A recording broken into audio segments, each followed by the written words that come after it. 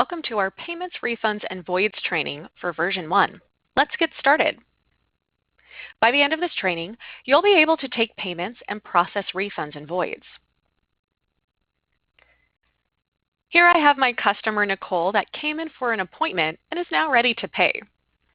To check her out, I'll start by right-clicking on her appointment and select Take Payment Checkout from the right-click menu. This will take us over to the order page. Here in the order, we can see the customer's information and a progress bar at the top. Below is the order item menu where we can see what the customer is purchasing today. When we select Add Items, we will see the different items that we sell: products, services, gift certificates, cards or series, memberships, and tips. If they wanted to buy a product, we can filter it out from here and then select Add to Order to add that item to the order. I'll say Nicole wants to buy a product today. To add a product to an order, we have a few options. We can use the Add to Order option to add the product, or for those using the barcode scanner, we can use the Scan field to scan the product's barcode and add it into the order. We also have the ability to add a product to an order using this Quick Add list in the left sidebar of the order. This Quick Add list will have any product or service that has been set up as an add-on. We can click on the item to quickly and easily add it to the order. Here we can see that product is now a line item in the order. Don't forget to make sure that your employees or coworkers are getting credit for selling products. Should you ever need to do this, just hover the mouse over the line item in the order and you'll see the yellow banner appear, and you can just click anywhere in that yellow banner of the item to edit it. To add, change, or remove the employee that performed a service or sold a product, use the Employee Commission drop-down menu. We are also able to add specials to this one item using this drop-down under the adjustment column here. And if our login allows for it, we can override the price by a flat dollar amount or a percentage. And price overrides may require one of these cancellation reasons to be selected before we're able to save that price override. Once we're finished editing the item, we'll click Save to keep the changes. We can also apply specials to the order overall instead of just one item by clicking Apply Special here. When we click on Apply Special, it will show us a drop-down list of all active specials that can be applied to this order. If the customer has a special code, we can select Enter Code from there and type in the code in the field that would show up from the top of the order. If you don't see the special that you wish to apply, just make sure it's set up correctly within the special settings in the Marketing tab. We can see that a special has been applied successfully within the adjustment column of the order here. Let's say Nicole also wants to buy a gift certificate. To sell a gift certificate or a gift card, we'll go back into the Item menu and switch over to the Gift Certificate Card Series tab. This tab defaults to the gift certificate setup, and the required fields will have red asterisks next to them. Entering in the to and from names makes it easier for us to search for this gift certificate more easily in the system. We can enter in a message and select a style or design to use for the gift certificate. Now we need to enter in what this will be redeemed for: an amount, a service, or a package. For this one, we'll make it redeemable for a service. Once we switch from amount to service or package, we will then select the specific service or package this gift certificate can be redeemed for.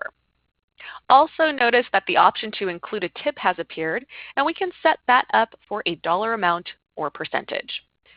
Once that's done, we can go ahead and add this to the order. If you're selling gift cards instead of certificates, all you need to do to sell one of those is just switch over to the gift card option that we see in the left of this tab in the Item menu. Now we need to enter in the gift card number that is printed on the card itself. We can enter this in by typing it, swiping it, or scanning it. Next, we'll enter the amount of the gift card. We'll make this one redeemable for $50. And even if we sell a GC for a service or package, it can still be redeemed for any item that we sell within Booker. Once the number and value are entered, we can add it to the order. And here we can see the gift certificate and the gift card are both line items. Notice with the gift certificate, the system has generated the number automatically for us, so we don't need to worry about creating one ourselves. Gift cards, however, already have that number printed on them, which is why we enter in that number of the gift card as we are selling it in an order. One other item that we can sell in an order is a tip. In the item menu, we see the Tips tab and can add a tip into the order just like selling a product. And now we can see the tip here. What's great about adding a tip this way is that it allows us to sell a tip in a new order. So in the event we forget to add a tip to the original order, we can always create a new order and add that tip in as a line item. There's one other way we can add tips, which we'll get to momentarily. Once all updates have been made to the order, we can continue checking out the customer by scrolling down to the payment menu. The next step is to apply the form of payment. And for this example, we're going to apply a few different payment types. First, we're going to start with series payment. If the customer has a series on file to use, it will show up in this Payment on File tab like we're seeing here. And we can click on it to redeem it. Now we can see applied to the correct line item, that series there, and in the payment menu we can also see the series has been added as a payment method. But what if the customer doesn't have a series but wants to buy one and use it as payment in this same order? We can sell the customer a series and redeem it all within one order. First, we will add the correct series into the order by locating it in the item menu in the gift certificate card series tab. And then we can go ahead and add it to the order. Now once the series is a line item, we can redeem it as payment by clicking on that blue arrow we see on the left of it. Once that's applied, we will see it applicable to the correct item within the adjustment column here. Next up, we're going to take payment with a membership benefit. Just like a series, if the customer has a member or is a member and has a benefit to use, it will show up in the Payment on File tab here in the payment menu. My benefit name is Life Coaching. The name of your benefits will probably be different, but applying them works the same way, just like a series. We click on the name of the benefit to apply it as payment. And then we'll be able to see in the adjustment column of the correct line item, the benefits applied there in purple writing. And notice how benefit and series payments, it overrides the final price of those items to 0.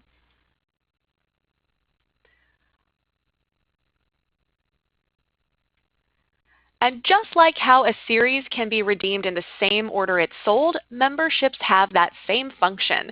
So if customers want to buy memberships and use the membership benefit as payment all within the same order, we can just go into the Memberships tab in the item menu, select the correct membership to sell to that customer, and then add it to the order. Now that the membership's a line item, we can redeem it as payment by clicking on the blue arrow that we see here. And just like we saw with that buy and apply feature for series, it works the same for benefits. We'll be able to see that it's applied to the correct line item. One last thing that we may want to add is the source of the order. This is tied to the Business Intelligence dashboard that helps you easily see where customers found out about your business. Once the order is closed, this source field can't be updated. So it's important we enter this in either into the appointment or here into the order. Now we're going to go ahead and take payment for the remaining amount just by clicking on Add Payment. Nicole's going to pay for the rest of this with her credit card on file. We just need to click on Take Payment for that Visa card there and close the order.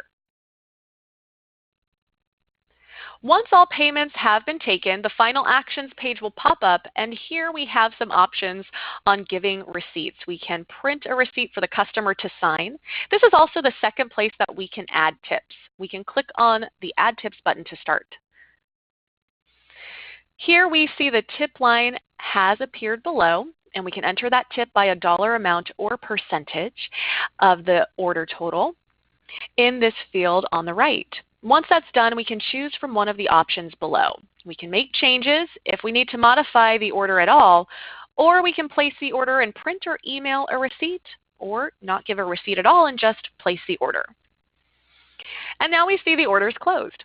For any order with a gift certificate sold, we will see the options to print it out or email it directly from the closed order. And then back on the calendar, if we look at Nicole's appointment that we were checking out, we will notice that it is grayed out here on the calendar, which indicates that the appointment is fully closed out in the system. Next, we're going to check out a group appointment. So here we have a group appointment on my calendar, and you may come across a group where one customer wants to pay for themselves while the rest of the group is still checking out together. And for my group, Frankie wants to check out just for themselves. And for this, I just need to proceed to take payment like I normally would, but it's slightly different for groups.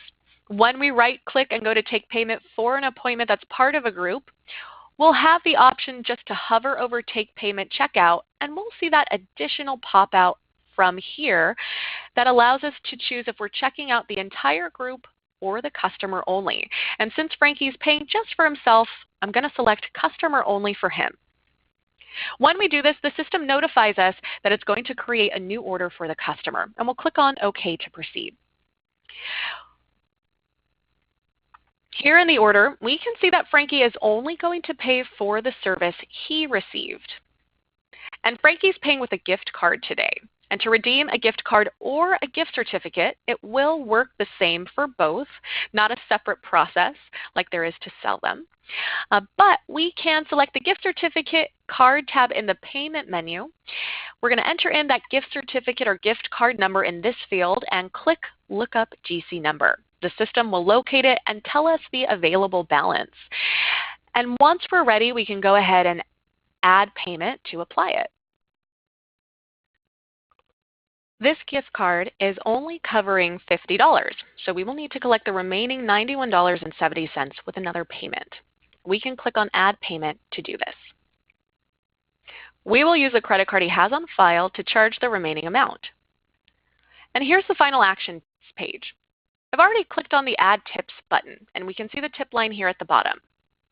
When we have multiple payments in one order, particularly a gift card or certificate and a credit card, and we add tips into the final actions page, just make sure we pay attention to this payment type that the tip is set to come out of from here.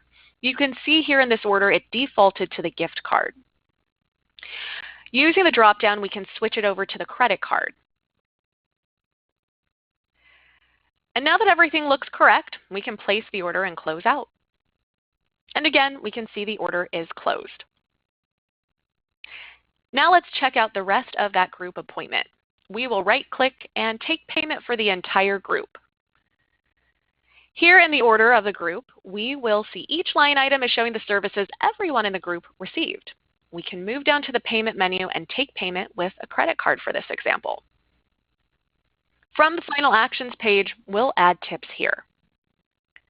Notice when we add tips here, the system splits up the tip between the service providers in the order.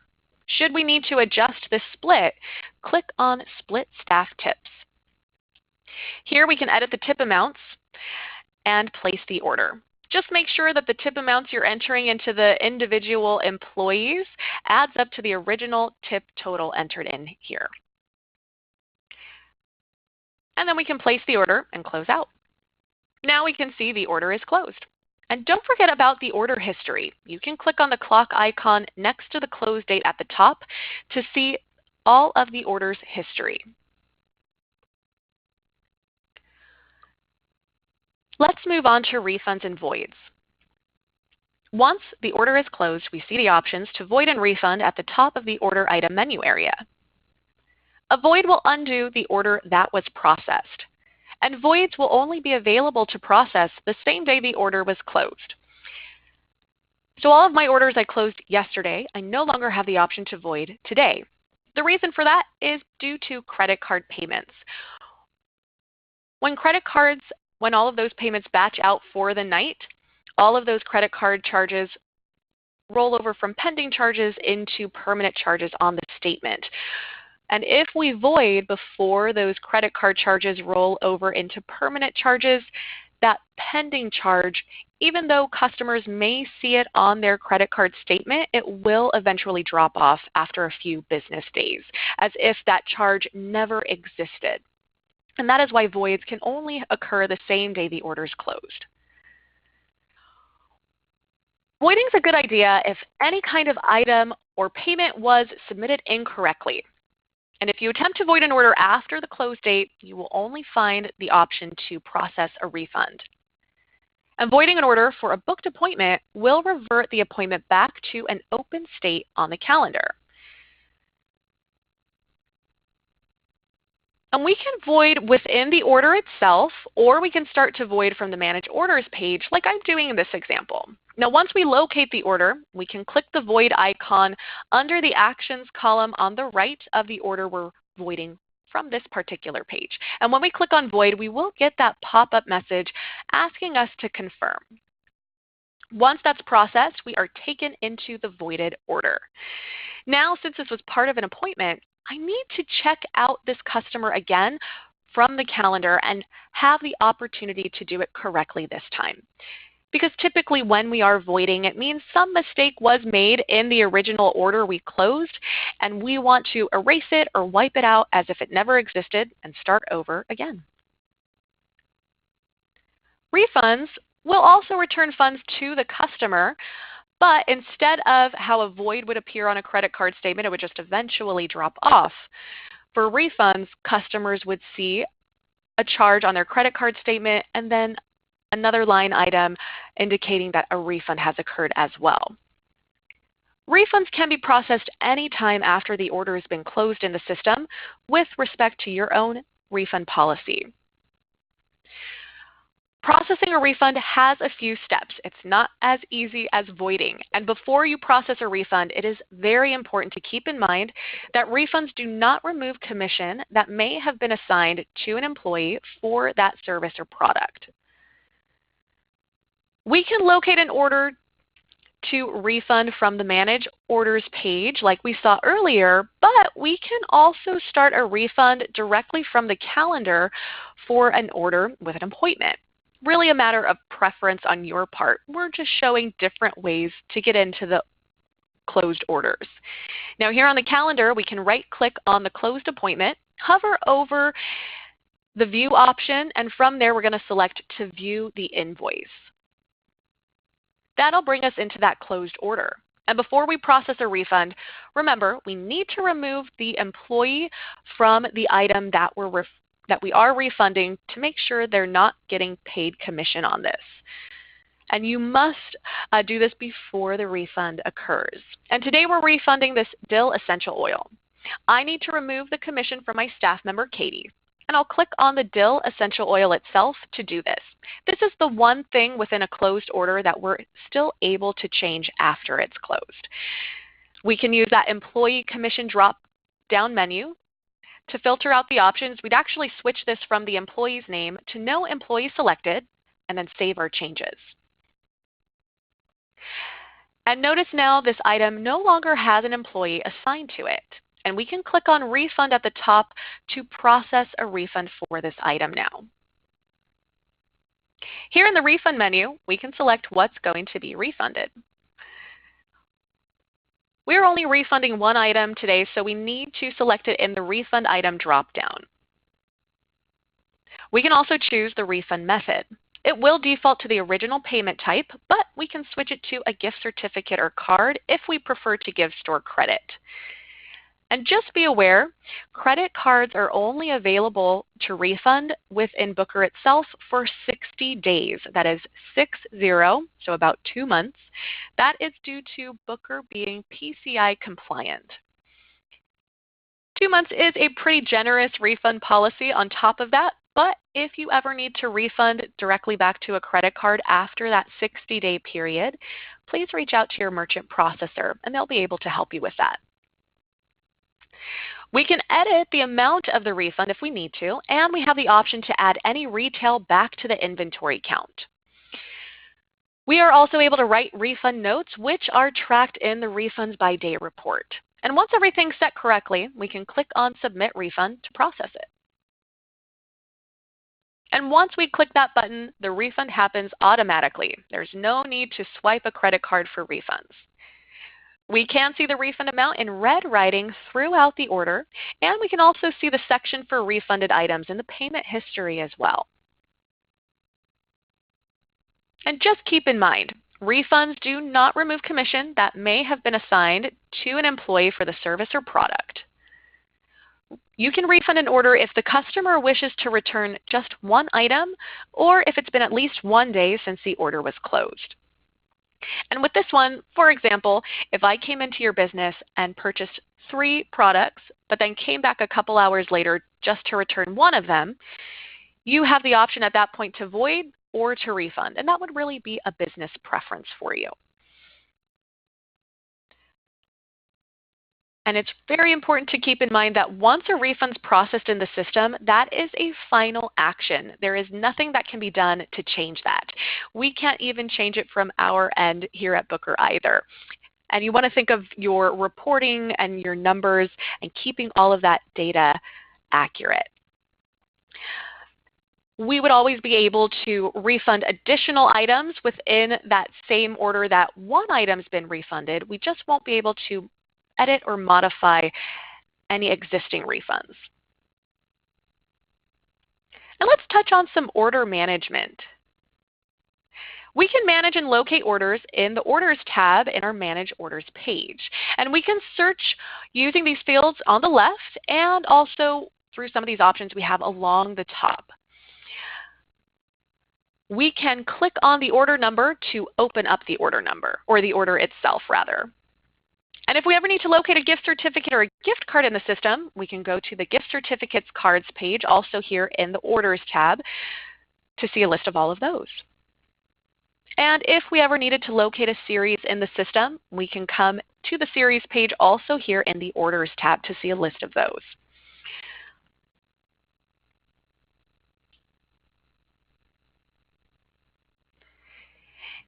If you find you have any questions about anything related to Booker, don't forget about the Support Center. It's available 24/7, and you can get there by clicking on Support from the top right when you're logged in, or by going to help.booker.com. Here on the Support Center, use that search field to find answers to your Booker questions. A search will show you a list of articles related to the words used in it. We also have our Training Center right here on the home page of the Support Center. This is dedicated to anyone that wants to learn about Booker. The New to Booker section is for our new users. You'll find a collection of articles to get started with the basics. We do have training videos that can be watched on demand, and we have live virtual trainings that you can register for. These live virtual trainings are offered Mondays through Fridays, put on by Booker's training team, and they are free and unlimited for you and your staff to take. They do cover a variety of Booker topics, and you can come here to the Support Center to get registered. And if you have any new hires that need to learn about the Booker system, sign them up for these live virtual trainings. Let Booker's training team train your new hires on how to use the software. That's it for this training today. Thank you so much for watching. I hope to see you in a future live virtual training, and have a great day. Bye-bye.